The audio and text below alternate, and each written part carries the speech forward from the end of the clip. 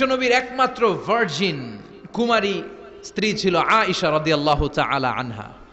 ওনার বাড়িতে বিশ্বনবীর আরেক স্ত্রী, খুব সম্ভবত হাফসা বা সফিয়া, কোন বর্ণনা এসেছে পায়েস, কোথাও এসেছে ঝোলওয়ালা তরকারি হাদিয়া নিয়ে আসছে, যে এটা আপনারা দিলাম। মা আয়েশা তরকারি দেখে রেগে গেলেন, আমার ঘরে তরকারি দিছো কেন? আমি রাঁধতে পারি না?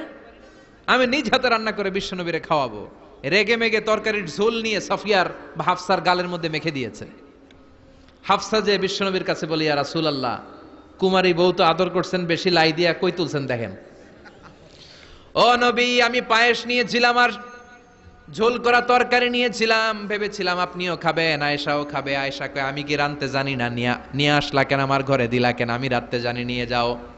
শুধু আমার তরকারিটা প্রত্যাখ্যান করে নাই, তরকারির ঝোল আর পায়েস দিয়ে আমার গালের মধ্যে কসমেটিক্স বানায়া দিছে।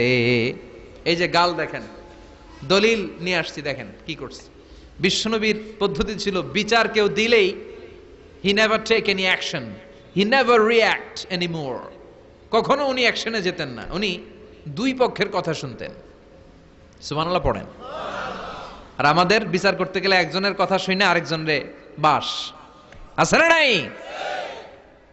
বললেন আয়েশারে ডাকো। আয়েশা, এমন করেছো? করেছি। কেন করেছো? বললে, ইয়া রাসূলুল্লাহ, মাথাটা গরম ছিল,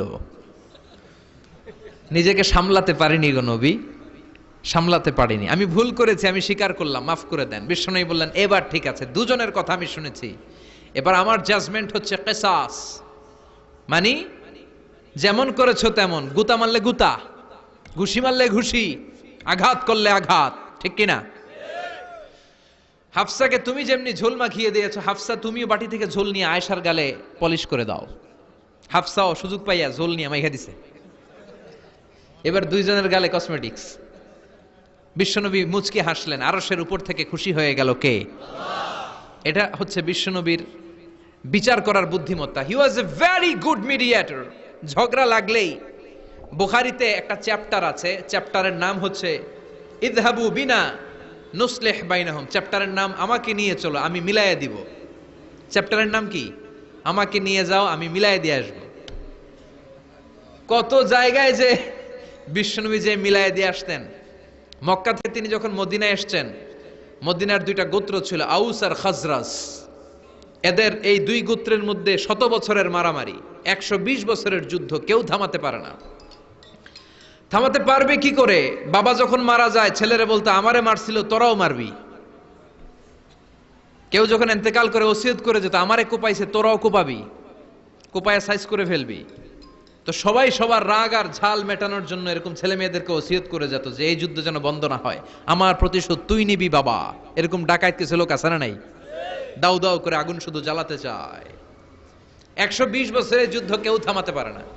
বিশ্বনবী মক্কা থেকে মদিনায় হিজরত করলেন। মদিনায় যে উভয় পক্ষরে নিয়ে বসলেন, উভয় পক্ষের সব কথা শুনলেন। এরপরে কথা শোনার পরে মাত্র 7 দিনের ব্যবধানে বিশ্বনবী 120 বছরের যুদ্ধ মিটায়ে দিলেন। এতদিন পর্যন্ত নিয়ম ছিল, আউসের কেউ খাজরাজের কোনো মেয়ে বিয়ে করে না, খাজরাজের কোনো ছেলে আউস থেকে মেয়ে নেয় না। ওদের আনন্দ ওদের মতো, এদের আনন্দ এদের মতো। এই মিলিয়ে দেওয়ার পর থেকে আউস আর খাজরাজের মধ্যে বিয়ে করানোর ধুম পড়ে গেল। এরা কুরবানির গোশত নিয়ে আউসের এরা খাজরাজের বাড়িতে দিয়ে আসে, খাজরাজের এরা আবার ওট জবাই করলে বড় রান দিয়ে আসে আউসের কাছে। সুবহানাল্লাহ পড়েন।